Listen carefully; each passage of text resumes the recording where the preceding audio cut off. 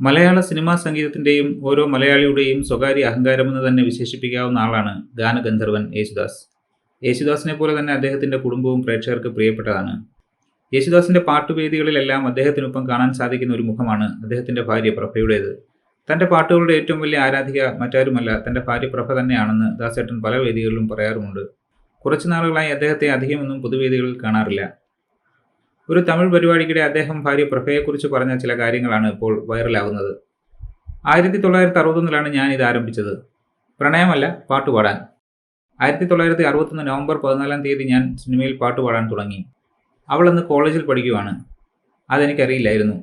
അന്ന് എനിക്കതറിയില്ലായിരുന്നു എന്നാണ്. ഇപ്പോൾ എനിക്കറിയാം. ഞാൻ ഒരു ദിവസം അവളുടെ കോളേജിൽ പോയിരുന്നു. എന്നെ കണ്ടിട്ട് എല്ലാവരും ഓടി വന്നെങ്കിലും അവൾ മാത്രം വന്നില്ല. ഞാനതൊന്നും ശ്രദ്ധിച്ചുമില്ല. എനിക്ക് ഏറ്റവും അടുപ്പമുള്ള ഒരു സുഹൃത്തുണ്ടായിരുന്നു. ദൈവം എനിക്ക് തന്നതാണെന്ന് തോന്നും ആ സുഹൃത്തിനെ. അത്ര നല്ല സൗഹൃദമായിരുന്നു. എനിക്കെപ്പോഴും ദൈവം തന്ന കണക്ഷനായിട്ടാണ് പ്രഭയെയും തോന്നുന്നത്. പ്രണയമില്ല എന്നല്ല, ഞങ്ങളുടെ പ്രണയം തുടങ്ങിയത് വിവാഹത്തിന് ശേഷമായിരുന്നു എന്നതാണ് സത്യം. വളരെ മനോഹരമായിട്ടാണ് ഞങ്ങൾ പ്രണയിച്ചിട്ടുള്ളത്.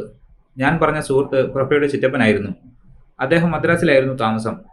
ഞങ്ങളെല്ലാവരും ഇടയ്ക്കിടെ അദ്ദേഹത്തിൻ്റെ വീട്ടിൽ ഭക്ഷണം കഴിക്കാനൊക്കെ പോകാറുണ്ട്. അവിടെ ഒരു അമ്മയുണ്ടായിരുന്നു. അവർ നല്ല ഭക്ഷണം ഉണ്ടാക്കി തരുമായിരുന്നു. മദ്രാസിൽ നിന്ന് ഞാൻ തിരുവനന്തപുരത്ത് പോയപ്പോൾ അദ്ദേഹം എന്നെ വിളിച്ചിട്ട് പറഞ്ഞു, എൻ്റെ ചേട്ടൻ്റെ മക്കൾക്ക് നിങ്ങളെ ഭയങ്കര ഇഷ്ടമാണ്, കാണണമെന്ന് ആഗ്രഹമുണ്ട്, ഒന്ന് വരാമോ എന്ന്.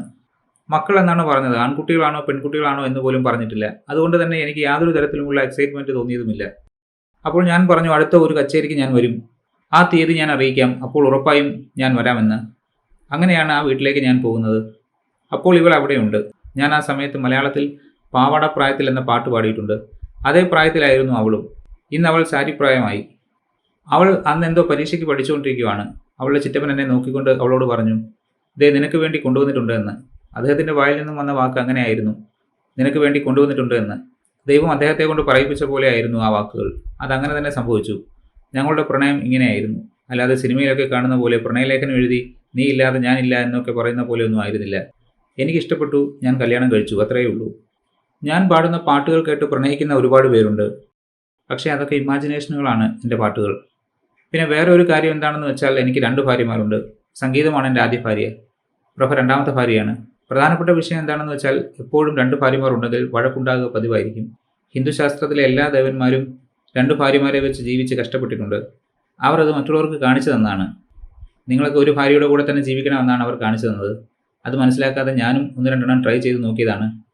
വല്ല വിധേനയും ജീവിതം മുന്നോട്ട് കൊണ്ടുപോവുകയാണ്. യേശുദാസ് പറയുന്നു.